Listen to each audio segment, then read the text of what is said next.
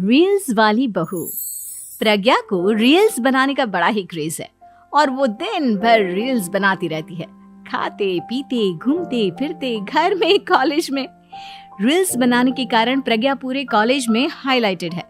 जहां उसकी रील्स सभी को पसंद आते हैं, वहीं मनीषा चिंता में डूबी रहती है। एक रोज जब खाते हुए प्रज्ञा रील्स बना रही होती है, तब मनीषा कहती है, 1 मिनट भी चैन नहीं है इस लड़की को।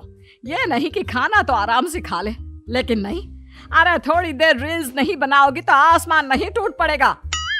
अरे मम्मी, इसी को तो कहते हैं डिटर्मिनेशन।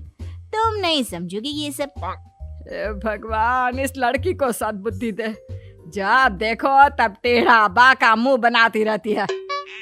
मनीषा की बात का प्रज्ञा पर जरा भी असर नहीं होता और वो खाते खाते रील्स बनाती रहती है।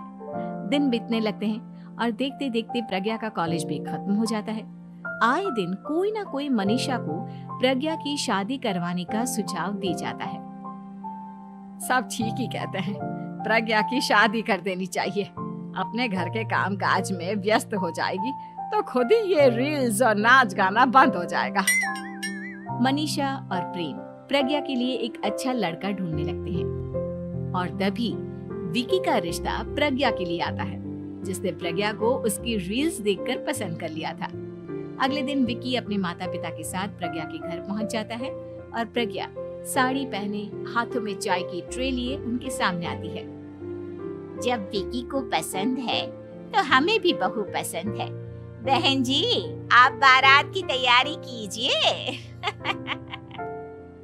एक बार लड़का लड़की अकेले में बात कर ले तो अच्छा रहेगा। हाँ हाँ, क्यों नहीं।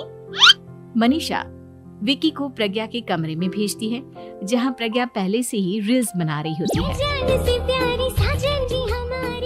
तभी विकी कहता है, आ गए आपके साजन जी। हमारे साथ ये रील्स कंप्लीट करती तो और भी अच्छा रहता। अच्छा जी, अब आ ही गए हैं तो बना ही लेती हूँ आपके साथ।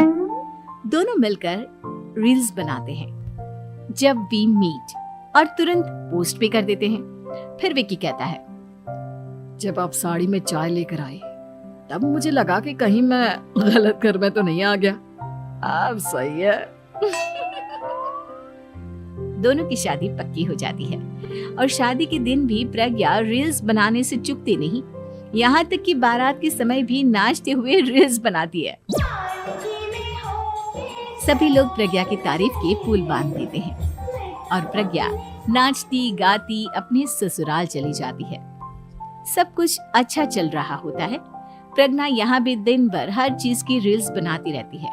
लेकिन कुछ दिनों के बाद जब सुनीता कहती है, बहू, ये रील्स के साथ साथ कुछ काम भी कर लिया करो।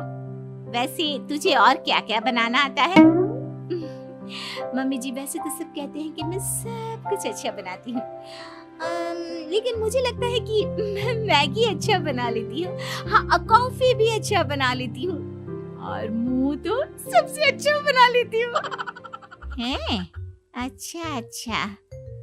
सुनीता अपना माथा पकड़ लेती है और कहती है, बहू, कुछ खाना बनाना भी सीख लेती। मम्मी जी, मैं लंबी प्लानिंग कर रही हूँ। जल्दी ही मैं इतनी फेमस हो जाऊंगी कि मुझे पैसे मिलने लगेंगे। हम दोनों सास बहू राज करेंगे, राज नौकर काम करेंगे और लोगों की तो लाइन लगेगी हमसे मिलने के लिए। तेरा दिमाग खराब हो गया है क्या बहू? हंसी मजाक तक ठीक है, लेकिन इस तरह घर नहीं चलते। जितना जल्दी हो इस घर के तौर तरीकों को सीख लो। प्रज्ञा मुंह घुमाकर चली जाती है और तुरंत उसी वक्त एक रील बनाती है। ये देख सुनीता का गुस्सा 7वें आसमान पर चला जाता है और विकी के घर आती ही सुनीता उसे सब कुछ बताती है। विकी भी अब प्रज्ञा की इन हरकतों से परेशान हो जाता है। तुम टेंशन मत लो मम्मा, मैं देख लूंगा। विकी कमरे में जाता है तो देखता है कि प्रज्ञा रील्स बना रही है।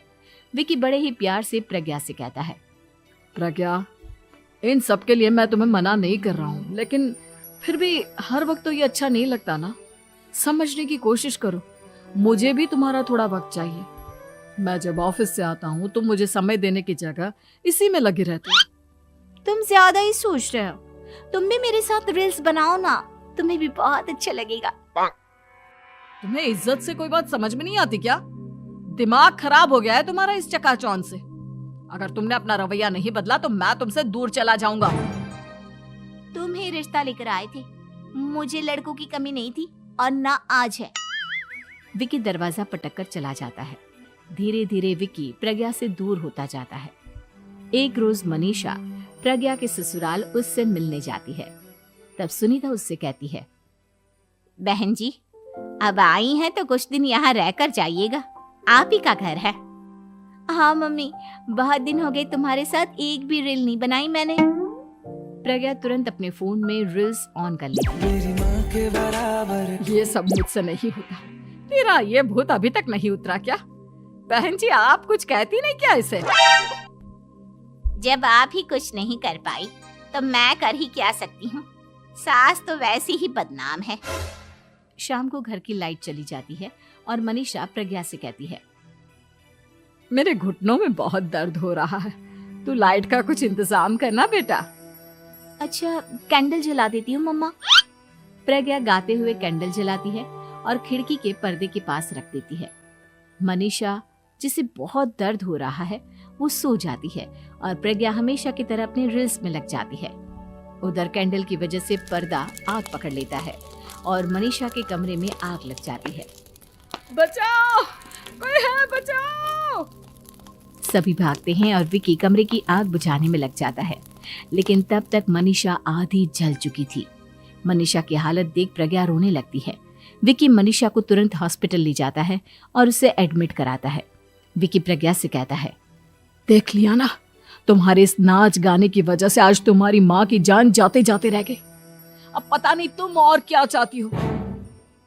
उधर डॉक्टर कहते हैं, इनकी हालत बहुत नाजुक है, आधे से ज्यादा जल चुकी है।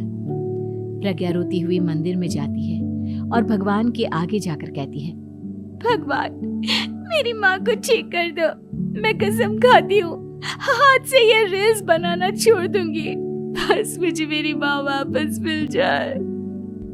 2 दिन बीत जाते हैं और मनीषा खतरे से बाहर आ जाती है। पेशेंट अब ठीक है, आप लोग उनसे मिल सकते हो। सब कोई मनीषा से मिलता है और प्रज्ञा सबके सामने अपना फोन तोड़ देती है। मुझे माफ कर दो मम्मा, मैंने तुम लोगों की बातों को नजरअंदाज किया। बेटा, कोई भी चीज जरूरत से ज्यादा खराब है। मैंने तुम्हें रील्स बनाने से कभी मना नहीं किया, लेकिन हर वक्त एक ही चीज तो सही नहीं है। मैं समझ गई हूँ मम्मा, आई एम सॉरी। प्रज्ञा उस दिन से रील्स बनाना छोड़ देती है और पूरी तरह से अपने घर में लग जाती है।